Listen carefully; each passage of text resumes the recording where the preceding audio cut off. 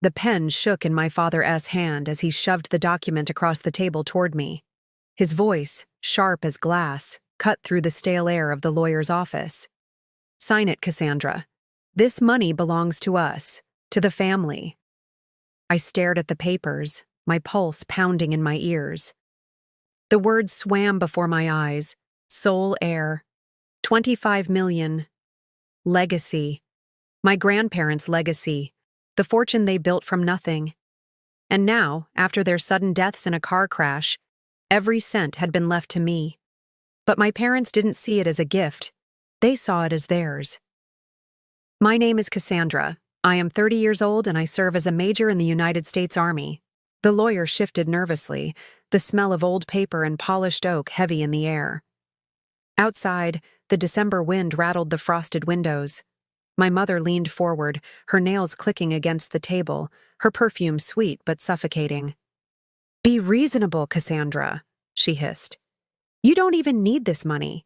You have your career. Let us manage it." Her words sliced deeper than I expected. Let us manage it. As if I hadn't managed my life just fine without them. I thought of my grandparents, stern but warm. Grandpa teaching me discipline at the firing range. Grandma whispering prayers before every deployment. They had believed in me when no one else did. When my parents sneered at my choice to join the Army, Grandma had hugged me and said, "Discipline is strength. One day, they'll regret doubting you." And here I was, staring at their regret, dressed up as greed. Mark, my older brother, sat smugly in the corner. A corporate executive, always in polished suits, always reminding me of my reckless choices. His voice dripped with disdain. "Cass, you're a soldier, not a financier. You'll just waste it. Sign the money over, and Dad will invest it properly." My jaw tightened. No. The word felt like thunder. The room froze. My father's face darkened, the veins in his temple twitching. My mother's eyes flashed with something colder than fury: contempt. "You ungrateful child," my father spat. "After everything we've done for you. Everything you've done." My voice trembled, but it was steel. "You pushed me out the moment I chose a different path. You left me on my own. The only people who stood by me were Grandma and Grandpa. This is their gift, not yours." The lawyer coughed nervously, adjusting his glasses. "Legally, the estate is fully Cassandra's. There is no requirement for her to share it." My parents' faces hardened at his words. My mother muttered, "We'll see about that." That night, when I returned to their house, my bags were waiting by the door. My father didn't even look at me as he said, "Get out." My mother's eyes glittered, satisfied. Mark smirked as though he'd won. But in my chest, the fire burned hotter. I hauled my bags into the freezing night air, snow crunching under my boots, my breath visible against the black sky. My grandparents had left me more than money. They'd left me a safe house, a place no one knew but me. I headed there, and as I unlocked the heavy oak door, stepping into the silence of the home they built for protection, I made myself a promise. If my parents wanted war, they'd get one. The next morning, their car pulled into the driveway, tires crunching on fresh snow. But when they stepped out and saw who was already standing at my side, their smiles shattered. The sunlight bounced off the snow, blinding in its brilliance, but the frost in the air was nothing compared to the ice in my parents' eyes. Their polished black sedan idled in the drive, exhaust puffing white clouds into the morning. I stood on the porch of the safe house, my boots planted firm on the wooden steps. At my side stood Colonel David Mercer, my former commanding officer. His presence alone radiated authority, broad shoulders under his army coat, a gaze sharp enough to cut steel. He'd been my mentor since my earliest deployments, the man who had once said, "If your blood betrays you, your honor won't." My parents froze mid-step when they saw him. My mother's lips parted in disbelief. My father's hand twitched as though he reached for control and found nothing to hold. "Cassandra," my father said slowly, voice tight. What is he doing here? I crossed my arms, my uniform jacket creaking with the movement. Making sure you don't try to bully me again. Mark stepped out of the car behind them, smugness replaced with confusion. You brought military backup to hide behind? Pathetic, Cass. Colonel Mercer's voice boomed, calm but commanding. I didn't come to hide her. I came because her grandparents trusted me, too. They told me everything before they passed. My parents stiffened. Rachel, Mark's wife, had slipped from the passenger seat, her designer coat pulled tight around her. Phone already clutched in her hand. She whispered something to Mark, and I knew. They weren't here to talk. They were here to take. The safe house behind me was quiet, but alive with memory. The faint smell of cedar from the wooden walls. The photographs of my grandparents still on the mantel, faces lined with years of hard work and pride. This house wasn't just property. It was sanctuary. And they wanted to rip it away. My mother's voice broke the silence. Cassandra, stop this nonsense. We're your parents. We raised you. That money belongs to the family. Your grandparents knew it. My chest tightened. No, they knew the truth. They left it to me because I was the only one who never used them, the only one who didn't see them as a bank. Mark scoffed. You think being a soldier makes you noble? You've been gone half your life. They barely saw you. The words hit like a strike, but not the way he thought. My throat burned as another memory slammed into me. Grandma at the airport, arms wrapped around me before deployment. Even if you're far, you're still the closest to us. Don't forget that. I swallowed hard, my voice steady. Distance never meant absence. You left them behind while I carried them with me every day. Rachel's voice cut sharp. Enough. You're standing on money that belongs to us all. We won't leave without it. Colonel Mercer shifted his stance, his coat swaying with the movement. Careful, he said, his tone quiet but edged. You're trespassing. And if you think you can intimidate a decorated officer in her own legally inherited home, you're mistaken. My parents faltered, but only for a moment. My father straightened, his lawyer's arrogance seeping back in. This isn't over.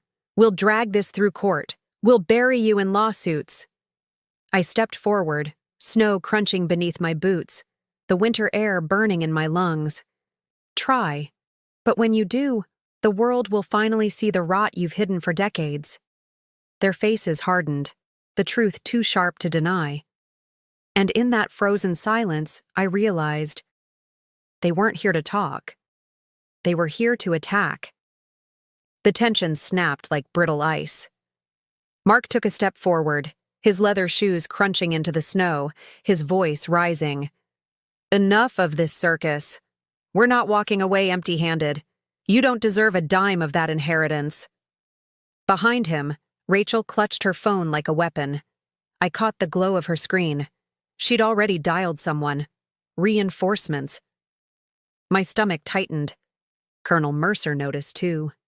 His voice dropped low, steady. Cass, stay sharp. This isn't just family drama anymore. They're escalating. The words settled in my chest like stone. I squared my shoulders, meeting my brother's glare head-on. You're right, Mark.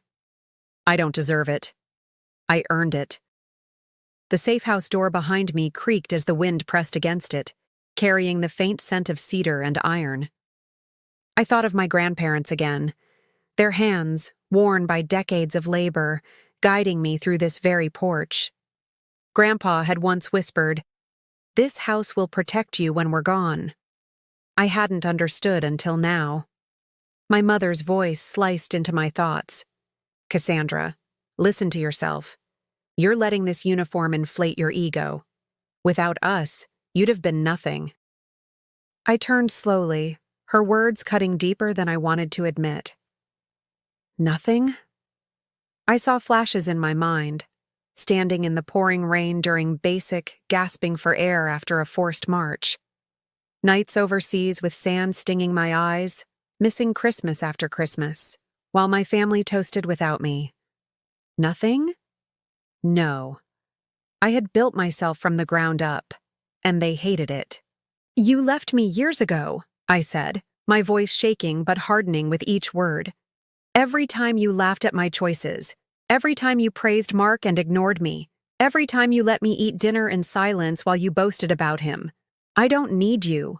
I never did." My father's face turned red, his jaw twitching. "Ungrateful brat," Mark sneered. "If you don't hand it over, we'll make you. You're one woman against us all." That was when Colonel Mercer stepped forward, his boots heavy against the snow. His voice was quiet, but carried the weight of authority honed over decades. "She's not alone, and if you think intimidation will work, you've underestimated her, and me." Rachel's phone buzzed in her hand. She smirked. "They're on their way." The hair on the back of my neck stood up. Reinforcements. Not just words, but people. They had called someone. I glanced at Mercer, his brow furrowed but calm.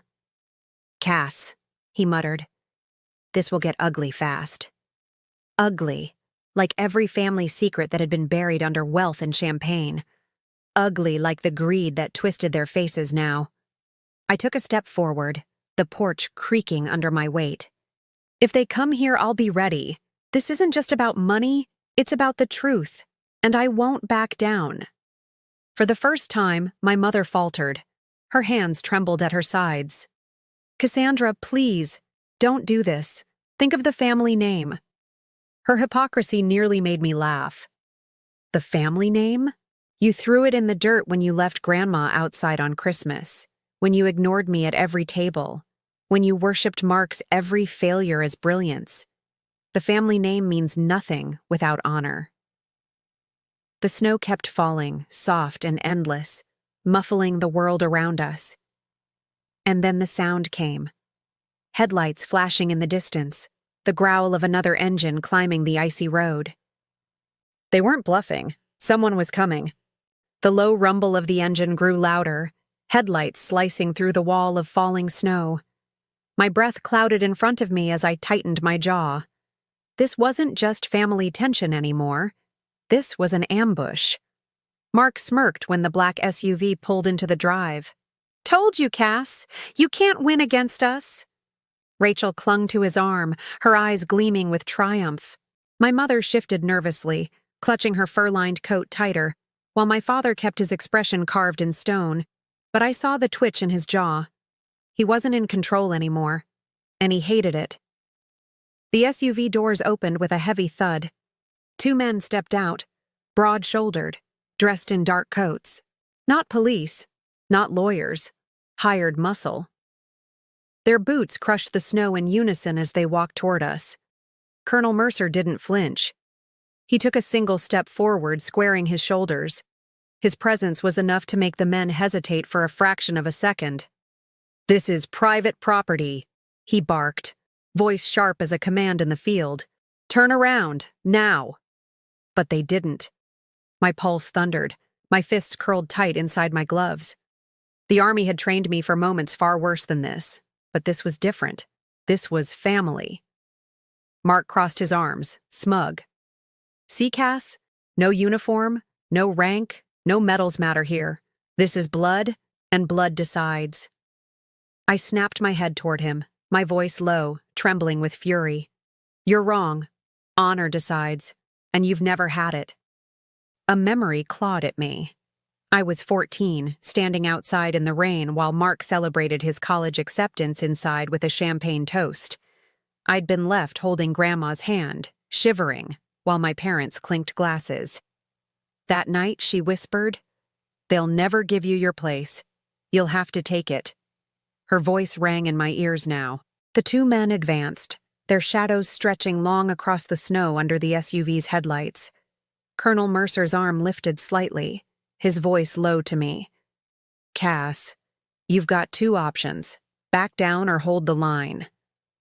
I straightened my back, cold air burning in my lungs. "I've never backed down." Mark scoffed. "Still pretending you're a soldier here at home? This isn't a battlefield." I stepped off the porch, boots sinking into fresh snow, eyes locked on his. "You made it one." The men halted just a few feet away. One cracked his knuckles, the other adjusted his coat. My parents said nothing. They just stood and watched. Watching me, their own daughter, be threatened like a stranger. The betrayal hit sharper than the cold. They had chosen greed over me. Again, Rachel whispered, smug. "Sign it over, Cass, or this ends badly for you." I let out a bitter laugh, though my chest ached. Badly for me? No. This ends badly for you. Colonel Mercer's voice thundered, carrying across the drive. Touch her, and you'll answer to the army. I still have friends in high places, and trust me, they listen when I call. The men froze, glancing at each other. Doubt flickered across their faces. Mark's smirk faltered. The snow fell harder, muffling the silence that followed. The only sound was the hiss of the SUV engine. My father finally spoke, his voice cold but shaken. "Cassandra, you don't know what you're doing." I met his eyes, my voice steel. "No. For the first time, I know exactly what I'm doing." And as the men hesitated, unsure whether to advance or retreat, I realized this wasn't just about inheritance anymore. It was war. The snow swirled heavier, blanketing the driveway in silence. The two men shifted uneasily, caught between Mark's smug glare and Colonel Mercer's unflinching presence. Their hesitation was the first crack in my family's plan. I stepped forward, boots crunching against the ice, my breath fogging in the freezing air. "You brought strangers here to threaten me," I said, my voice sharp, trembling with controlled rage. "Your own blood, your own daughter, all for money." Rachel hissed, her voice cutting through the cold. "Stop pretending this is about family, Cass. It's about power, and you're standing in the way." I let out a hollow laugh. Power? Power isn't built on greed. It's built on sacrifice, something none of you ever understood. Mark's smirk deepened, but his eyes betrayed a flicker of doubt. "You don't scare me. You never have." Colonel Mercer's voice cut through, gravel strong. "Maybe she didn't before. But she's not the girl you mocked, Mark. She's a soldier, decorated, trained to fight battles you couldn't survive for 5 minutes." The words hung heavy, bouncing off the frosted air. The hired men shifted again, their confidence draining. They weren't ready to fight someone with Mercer's authority behind her. My father finally broke his silence, his voice harsh and brittle. "Enough of this charade. Cassandra, we are your parents. We built everything you have. That money exists because of us." I turned slowly, my chest burning with fury. "Everything I have, I built myself. Every rank, every scar, every sleepless night in a desert while you sat sipping wine at Mark's promotions. Don't you dare take credit for what was never yours." My mother's eyes welled with tears, but they weren't remorse. They were frustration, the anger of someone losing control. "We gave you life. Without us, you wouldn't even exist." Her words cut sharper than a blade. For a moment, I faltered. Then Grandma E.'s voice came rushing back. "Donna, let them rewrite the truth. Hold your ground." And I did. I squared my shoulders, standing taller. "Without you, maybe I wouldn't exist. But without Grandma and Grandpa, I wouldn't live. They gave me courage. They gave me faith. They gave me this inheritance because they knew I would protect it, not destroy it." Rachel muttered under her breath. "Delusional." I ignored her. My eyes stayed locked on my parents. "Last night you threw me out of your house. You made your choice then. You chose greed over me. So don't call yourselves my parents now. You lost that right." The SUV idled behind us, headlights still blinding in the snow. The two men finally stepped back a pace, doubt winning over loyalty. Mark spun toward them angrily. "What are you doing? Finish it." But neither moved. Their silence was louder than his fury. Colonel Mercer's voice carried finality. "This ends now. If you keep pushing, I'll make sure every connection, every crooked favor you've leaned on collapses. The army doesn't tolerate betrayal. not of a soldier, and not of her bloodline's honor. My parents' faces drained of color. They knew he wasn't bluffing. The storm quieted for a moment, as if the world itself was holding its breath. My chest heaved, my fists trembling at my sides. Mark broke the silence, his voice low, venomous. "You think you've won, Cass? You haven't seen what we're capable of." I stepped closer, my eyes locked on his. "Neither have you." The words lingered in the freezing air, sharp as the wind. And I knew. The real fight was only beginning. The driveway lay silent except for the low hum of the SUV. Snowflakes drifted down, landing on my coat, melting into cold rivulets across the fabric. My parents stood in the headlights, their shadows long and crooked against the white ground. They didn't look like victors anymore. They looked exposed. Grandma's words rang in my ears again. "One day, Cassandra, you'll stand taller than all of them." That day had come. I inhaled, steadying my voice. "You think you can keep pushing, threatening, breaking me down until I give in? But look at me. I'm still standing. I always will be." My father's mouth opened, then closed. For once, he had no words. My mother clutched his arm, trembling, not with cold, but with fear. Rachel pulled at Mark's sleeve, whispering frantically, but he only glared at me, eyes burning. He had always been the golden child, the untouchable one. Tonight, I'd strip that away. Colonel Mercer's presence beside me was unshakable, a wall of authority. His breath fogged in the cold as he spoke firmly. "You've been given mercy tonight. Walk away. Don't force Cassandra to turn this into something you can't crawl out of." The two hired men shifted back toward the SUV, their earlier bravado gone. They weren't paid enough to challenge this. The message was clear. The fight was over before it began.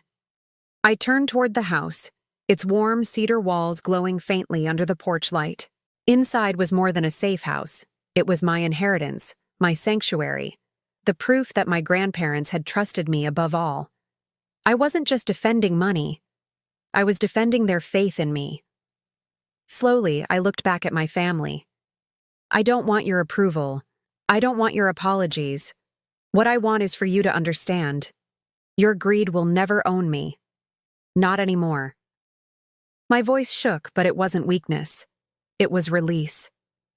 Mark spat into the snow, his face twisted. "This isn't the end, Cass."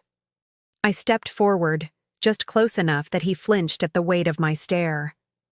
"Yes, it is. For years, I'd waited for this moment. The moment they would finally see me. Not the failure, not the disappointment, not the forgotten soldier, but the one who carried the name with honor when they dragged it through the dirt.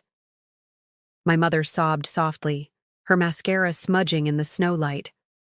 My father turned away, shoulders slumped under the weight of defeat. Rachel muttered curses under her breath, but even she didn't step forward.